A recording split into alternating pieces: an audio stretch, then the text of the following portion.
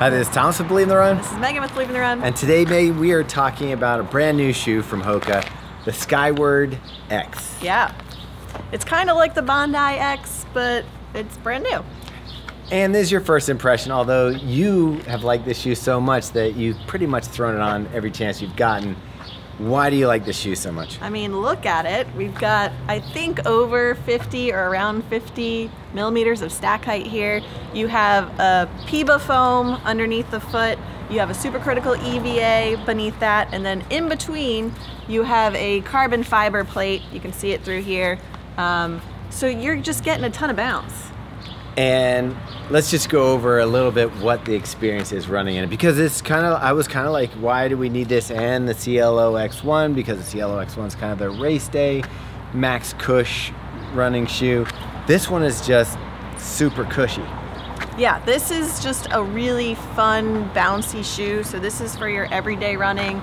It's not meant to go fast. It's a little bit on the heavier side, but it's just really nice, comfortable. I mean, the upper is pretty plush. You've got tons of padding in the collar and heel, and the tongue is gusseted. It's just, overall, it's really comfortable. Is it gusseted? It is, both sides. I don't think it is. I think the lacing here comes over like a saddle. What? No, that's not part of the tongue. Oh. Yeah, that's the lacing Not gusseted. casing. So it does have a nice lockdown with the lacing here, but that comes through. Not a gusseted tongue, but I didn't have any issues with that. What I did have a little issues with was getting the right dialed in fit over the arch. Like at first I didn't tighten the laces enough, so it felt a little bit loose and clunky. So then I over tightened it, and then I was like getting a little bit of foot pain.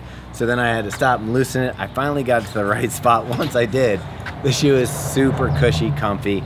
And it does have a lot of volume in the forefoot, so I thought it was a little spacious.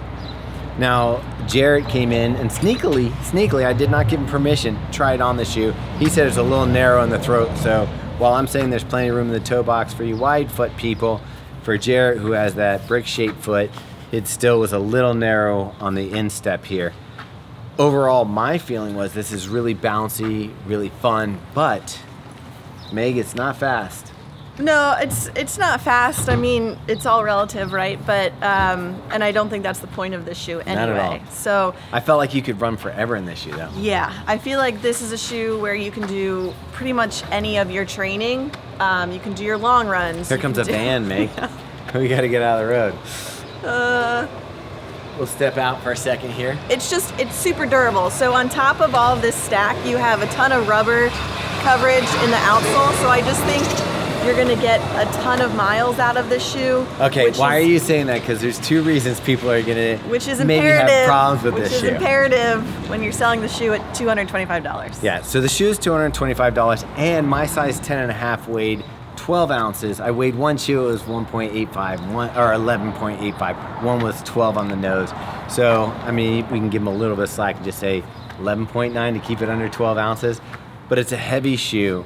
It's an expensive shoe, but I agree with Megan. All this rubber, all this cushioning isn't gonna die. You've got that carrier foam, then you've got the PEBA foam, the plate. You could probably get what you get out of a normal $150 shoe. You could probably get double the miles in this. So I'm starting to see a shift in my thinking about some of these things, like the longer miles, maybe you can switch out buying less shoes but get a better shoe.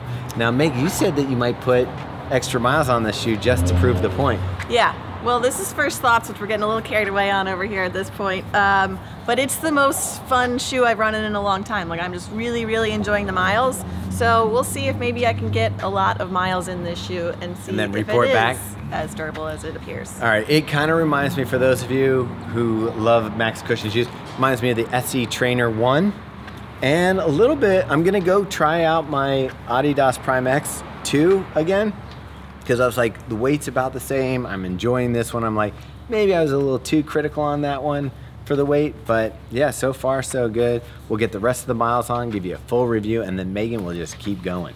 All right, I'm gonna throw the shoe to you. Me? I don't have even laces on my shoes. That's the best part. No, I'm gonna throw it to you. Oh, yeah. Nope. All right, I'll try to catch it. I'm not supposed to do anything with my arm.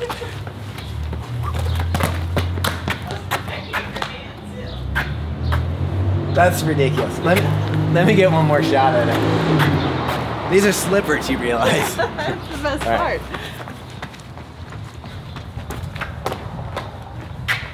All right, 0 for 2. Sorry, folks. We need Robbie back out here with the golden hands.